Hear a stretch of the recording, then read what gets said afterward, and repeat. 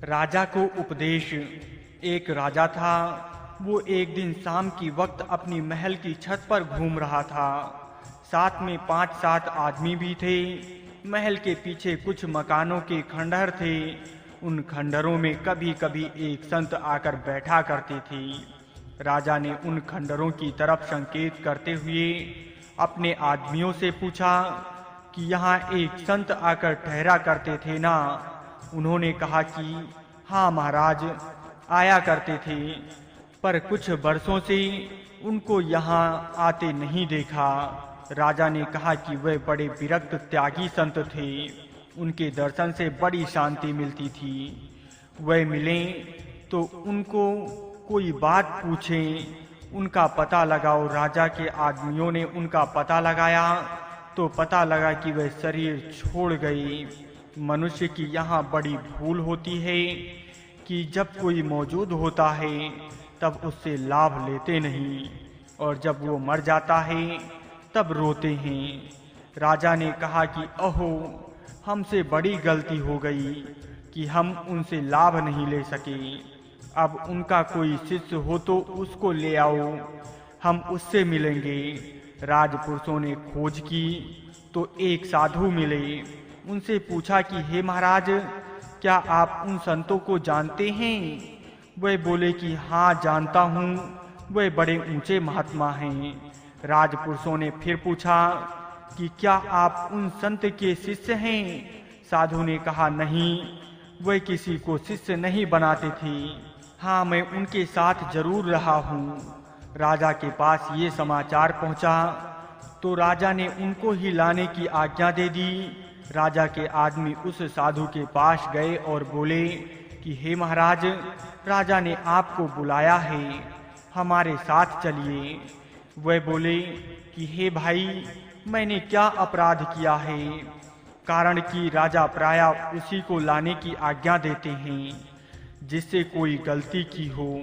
राजपुरुषों ने कहा कि नहीं महाराज, आपको तो वे सत्संग के लिए परमार्थिक बातें पूछने के लिए बुलाते हैं, आप हमारे साथ पधारें। वे साधु अच्छा कहकर उनके साथ चल दिए। रास्ते में वे एक गली में जाकर बैठ गए। राजपुरुषों ने समझा कि वे लघु शंका करते होंगे। गली में एक कुतिया ने बच्चे दे रखे थे। साधु ने उनमें से एक पिल्ले को उठा लिया और अपनी चद्दर के भीतर छिपाकर राजपुरुषों के साथ चल पड़े। राजाओं के यहाँ आसन का बहुत महत्व होता है। किसको कौन सा आसन दिया जाए, किसको कितना आदर दिया जाए, किसको ऊंचा और किसको नीचा आसन दिया जाए, इसका विशेष ध्यान रखा जाता है। राजा ने साधुओं के बैठने के लिए गलीचा बिछा दिया और खुद भी उस पर बैठ गए, जिससे ऊंचे नीचे आसन का कोई विचार न रहे।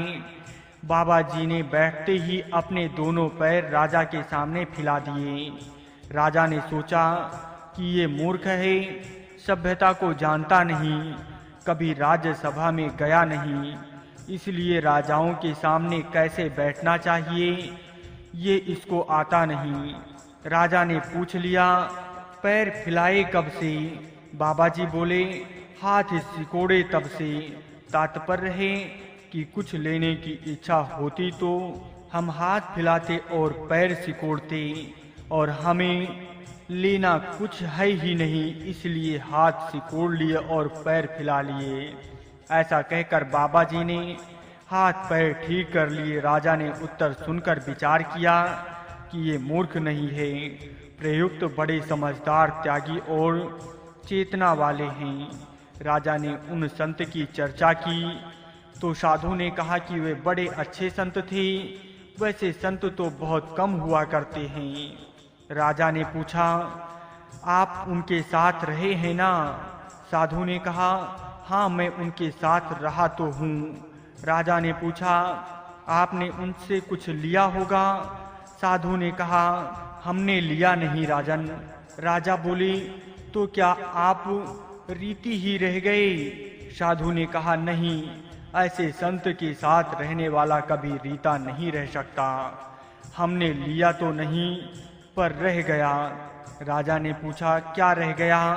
साधु ने कहा, जैसे डिब्बियों में से कस्तूरी निकालने पर भी उसमें सुगंध रह जाती है, घी के बर्तन में से घी निकालने पर भी उसमें चिकनाहट रह जाती है, ऐसे ही संत के साथ रहने से उनकी सुगंध चिकनाहट रह गई है।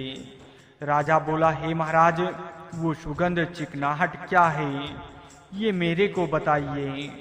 साधु ने कहा, हे राजन, ये हम साधुओं की फकीरों की बात है, राजाओं की बात नहीं। आप जानकर क्या करोगे?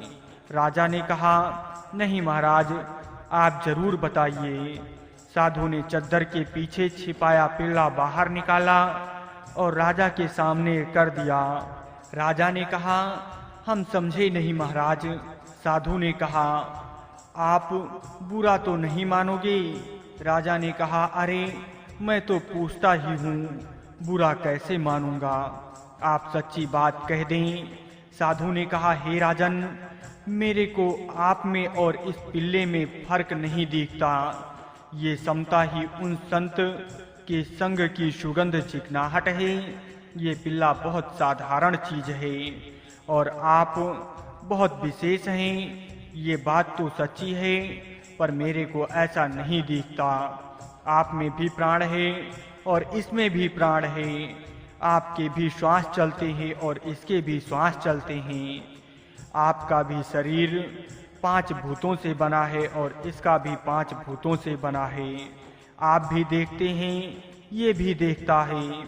आप भी खाते पीते हैं, ये भी खाता पीता है। आप में और इसमें फर्क क्या है? संसार के सभी प्राणियों में कोई ना कोई विशेषता है ही। किसी में कोई विशेषता है तो किसी में कोई विशेषता है। टोटल में सब बराबर हुए। आप ऊंचे पर्दे पर और ये नीचा। ये फर्क तब होता है जब मेरा स्वार्थ का संबंध हो। मेरा किसी से स्वार्थ का संबंध है ही नहीं। ना आपसे कुछ लेना है, ना कुत्ते से कुछ लेना है। फिर मेरे लिए आप में और इसमें फर्क क्या है? आप बुरा न माने, आपने बताने का आग्रह किया इसलिए साफ बात कह दी। मैं आपका तिरस्कार नहीं करता हूँ, प्रत्युक्त सत्कार करता हूँ, क्योंकि आप प्रजा के मालिक हैं। तात्पर्य ये है कि जब हमें संसार से कुछ लेना होता है तब हमें कोई धनी और कोई दरिद्र दिखता है। धनी मिले या दरिद्र मिले, हमें उनसे कुछ लेना ही नहीं। तो फिर दोनों में क्या फर्क हुआ? एक साधु थे, घरों से भिक्षा लेना और पाकर चले आना, ये उनका प्रतिदिन का नियम था। शहर से भिक्षा लाते समय बीच में बहुत भीड़ रहती, अतः स्पर्श दोष से बचने के लिए वह वहीं बैठकर पा लेते थे। एक दिन भिक्षा पाने के बाद वह अपना पात्र मांजने लगे तो एक सेठ ने कहा कि आपका पात्र मैं मांज देता हूँ। साधु ने कहा कि आपसे नहीं मजवाना है। तो वो सेठ बोला कि मेरा नौकर मांज देगा। साधु ने कहा, मेरे लिए आप में और नौकर में फर्क क्या है? आप मांझे या नौकर मांझे, फर्क क्या पड़ा? फर्क तो तब पड़े जब मैं आपको बड़ा आदमी समझूं या नौकर को मामूली आदमी समझूं। मेरे लिए जैसे आप आदरणीय हैं, ऐसे ही नौकर आदरणीय है, और जैसे नौकर आदरणीय है, ऐसे ही आप आदरणीय हैं। नौकर है तो आपका है, मेरा नौकर है क्या? उसको मैं तनख्वाह देता हूँ क्या? मेरा संबंध तो आपके साथ और नौकर के साथ समान ही है। अंतर तो तब हो जब मेरे को कुछ लेना हो, कोई राग द्वेष पूर्वक संबंध जोड़ना हो। गीता के प्रभाव से चुड़ैल भागी।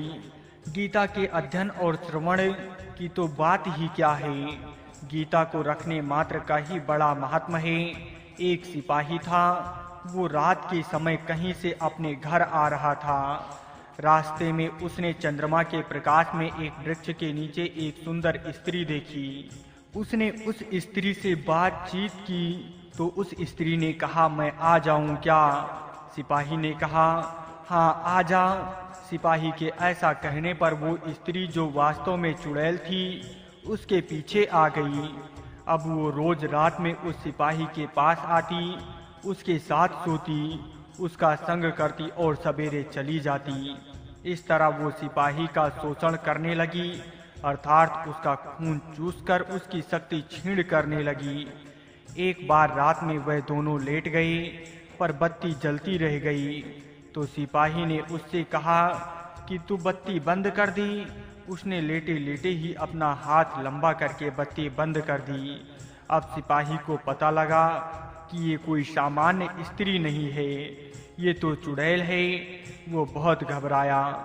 चुड़ैल ने उसको धमकी दी कि अगर तू किसी को मेरे बारे में बताएगा तो मैं तेरे को मार डालूंगी। इस तरह वो रोज रात में आती और सवेरे चली जाती। सिपाही का शरीर दिन प्रतिदिन सूखता जा रहा था।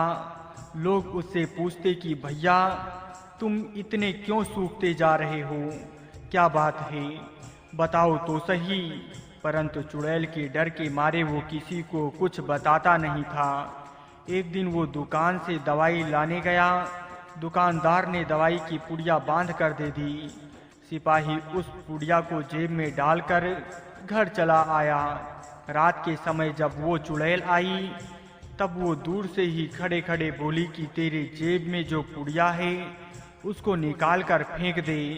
सिपाही को विश्वास हो गया कि इस पुड़िया में जरूर कुछ करामात है। अभी तो आज ये चुड़ैल मेरे पास नहीं आ रही। सिपाही ने उससे कहा कि मैं पुड़िया नहीं फेंकूंगा। चुड़ैल ने बहुत कहा, पर सिपाही ने उसकी बात नहीं मानी। जब चुड़ैल का उस पर वश नहीं चला, तब वो वहां से चली गई। सिपाही ने जेब में से पुड़िया को निकाल कर देखा तो वो गीता का फटा हुआ पन्ना था। इस तरह गीता का प्रभाव देखकर वो सिपाही हर समय अपनी जेब में गीता रखने लगा और वो चुड़ैल फिर कभी उसके पास नहीं आई।